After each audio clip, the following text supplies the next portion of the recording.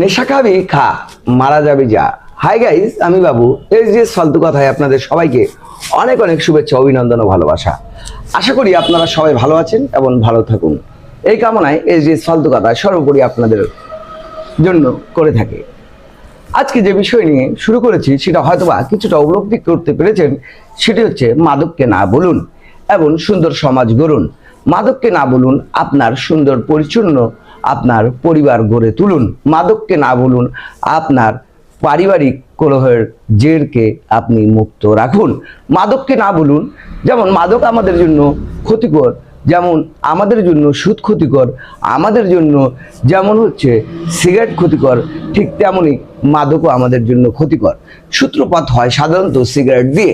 তাই আমরা যত সম্ভব চেষ্টা করব সিগারেট বা ধূমপানও বর্জন করার এবং মাদক থেকে তো সম্পূর্ণরূপে দূরে থাকার। কারণ অনেক পরিবারকে দেখেছি আমরা, কারণ একটি মাত্র মাদকের জন্য তার পরিবার সম্পূর্ণ ছিন্ন ভিন্ন হয়ে যায়।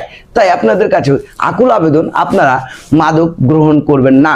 যে যেই পেশায় থাকুন না কেন, যে যেই নেশায় থাকুন না কেন, অবশ্যই নেশা থেকে নিজেকে মুক্ত রাখুন এবং নিজের সমাজকেও মুক্ত রাখুন এবং আপনার আশেপাশে পরিবেশ কি আপনার সুন্দর আকারে গড়ে তুলুন, যাতে আগামীতে আমাদের প্রজন্ম নেশামুক্ত হয়। এখনো বলা হচ্ছে যে ভারতের বর্ডার বন্ধ, মিয়ানমারের বর্ডার বন্ধ, অথচ দেদারসে ইয়াবা বিক্রি হচ্ছে। এই ইয়াবার সেবনের কারণে চোখে দেখা বেশ অনেক সংসার এখন একবারে ধ্বংস হয়ে গেছে।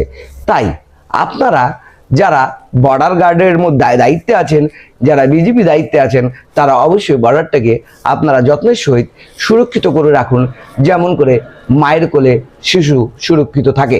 তাই আপনাদের কাছে আকুল আবেদন, আপনারা যারা আমাদের আপনার সমাজের মধ্যে যারা সমাজটাকে পরিচ্ছন্ন রাখার জন্য পুলিশ বাহিনী রূপে আছেন, আপনারাও মাদকের বিরুদ্ধে নানান ধরনের অভিযান চালিয়ে অবশ্যই মাদকমুক্ত আমাদের সমাজটিকে উপহার হিসাবে দেন। ঠিক র্যাব থেকে শুরু করে নানান যারা আমরা আপনার ডিফেন্সের দায়িত্বে আছেন, সবাই আমরা মাদকের বিরুদ্ধে অবশ্যই প্রতিরোধ গড়ে তুলি এবং আগামী সংসদ নির্বাচন যাতে সুষ্ঠু ও ভালোভাবে হোক, এই কারণে প্রশাসনের দৃষ্টি আকর্ষণ করছি, আপনারা যাতে অবৈধ যারা হাতিয়ার আছে সেগুলো জব্দ করুন এবং নির্বাচন পর্যন্ত এই হাতিয়ারগুলো আপনাদের নিজের দায়িত্বে রাখুন, আপনাদের কাস্টডিতে রাখুন।